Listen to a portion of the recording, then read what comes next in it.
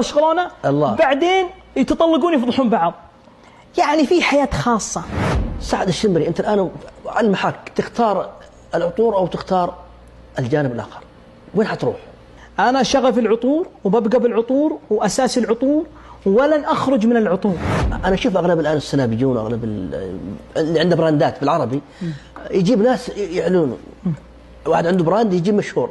أنت سعد تبارك الله، أنت المدير وأنت المسوق وأنت المنتج. شوف أكون معك صادق، لما أنا أوصي أي واحد عنده منتج هو يعلن المنتج. وليش؟ لأن منتجك يخصك أنت. لما تتكلم عن شيء يمسك تحسه يعني تحس المنتج منك وفيك المنتج. فأنت لما تطلع بالصورة أو تطلع ورا منتجك هذا شيء يخصك أنت. نصائحك يا سعد اللي أنت من خلالك نقول استفدت منها في حياتك سواء إيجابية أو سلبية.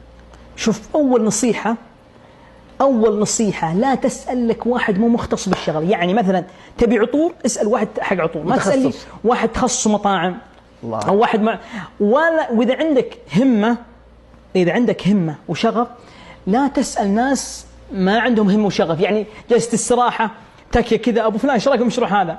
والله مشروع أنا من رؤية خاصة، وهو ما عنده علم تجاري، ما عنده شيء. لا تسأله، اسأل أهل الاختصاص.